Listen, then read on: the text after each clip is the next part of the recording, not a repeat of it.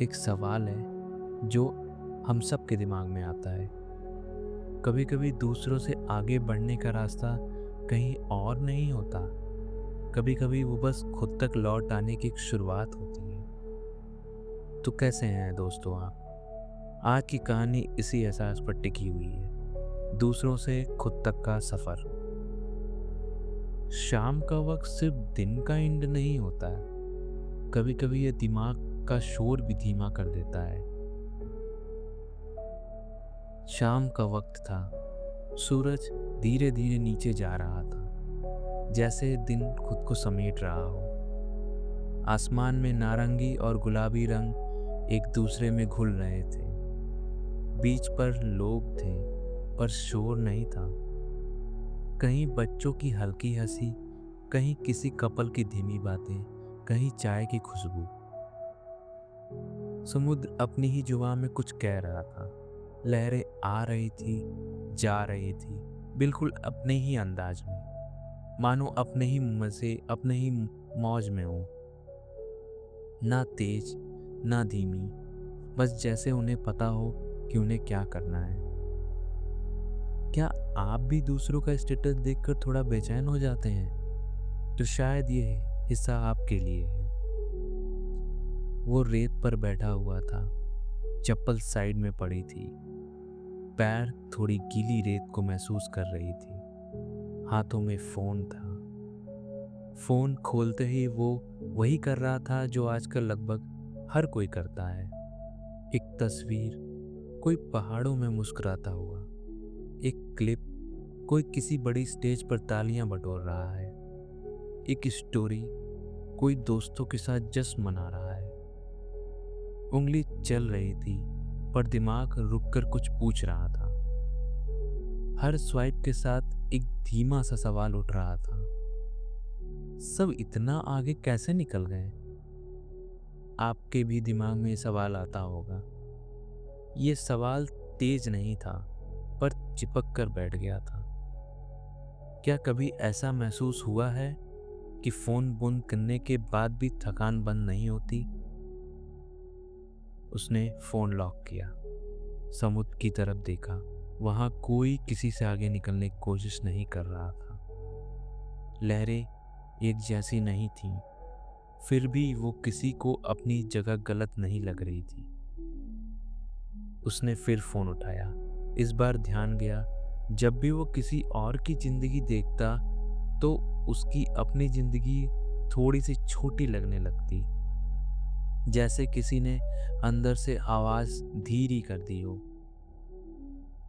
उसने सोचा, शायद प्रॉब्लम फोन नहीं है, प्रॉब्लम कुछ और है।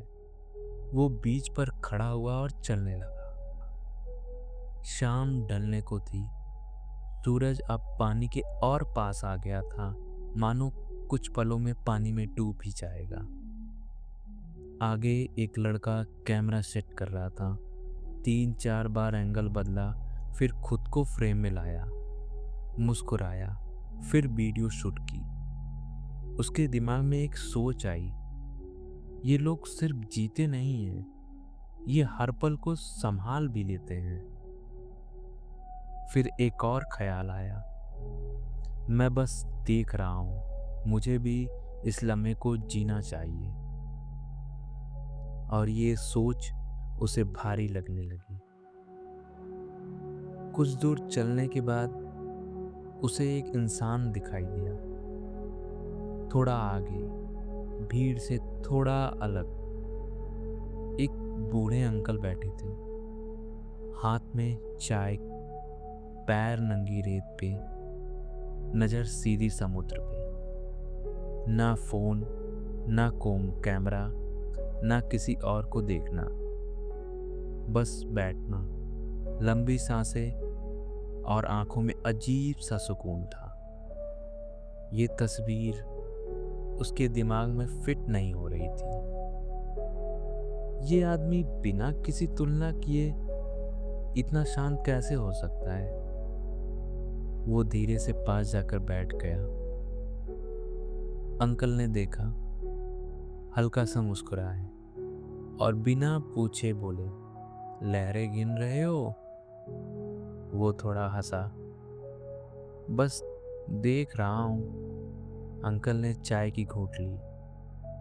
अच्छा है, गिनोगे तो थक जाओगे।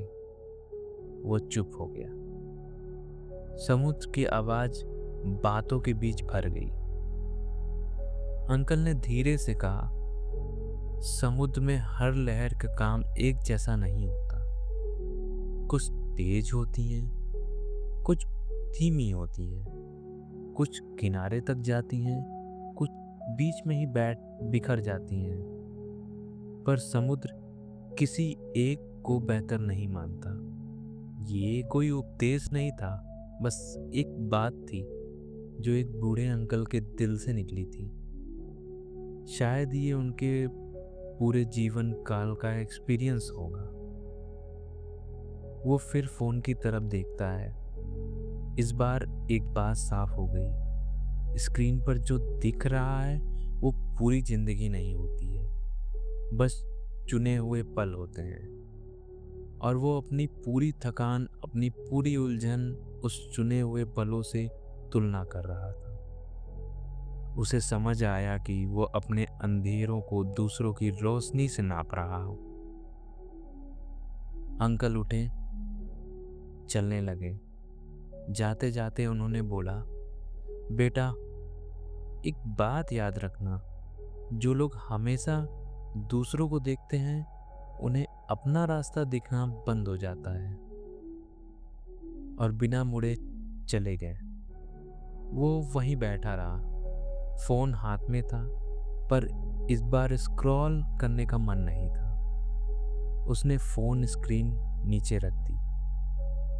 समुद्र को देखा। लहरें आ रही थी, जा रही थी। ना कोई जल्दी, ना कोई पीछे छूट रहा, बस सुकून था। उसने खुद से पूछा, अगर मैं किसी के आगे नहीं भी हूं तो क्या मैं गलत हूं? जवाब तेज नहीं था, पर दिमाग का शोर धीरे धीरे कम हो गया। शाम गहरी हो चुकी थी। आसमान गहरा नीला हो रहा था। बीच धीरे धीरे खाली। कुछ लोग लौट रहे थे, कुछ अभी भी बैठे थे। उसने फोन उठाया, एक बार देखा और पॉकेट में रख दिया। इस बार खुद को रोकने के लिए नहीं, बस क्योंकि जरूरत नहीं थी। शायद हम थक जाते हैं क्योंकि हम अपना सफर दूसरों के रास्ते से नाप रहे होते हैं। दूसरों की जिंदगी देखकर अपनी जिंदगी नापना सबसे थका देने वाली आदत है। शायद सुकून तब आता है जब हम मान लेते हैं हर कोई अपनी ही लहर में, अपनी ही राह पर ठीक जगह चल रहा है। आपकी जर्नी अलग है, बस कंपैरिजन छोड़िए। इसलिए कंपेयर मत करिए दोस्तों, बस अपना काम करते रहिए, बाकी सब भगवान पे छोड़ दीजिए। आप ना आगे हैं ना पीछे, आप सही टाइम पे सही जगह हैं। आपका अपना चैनल द डायरीज ऑफ सुकून।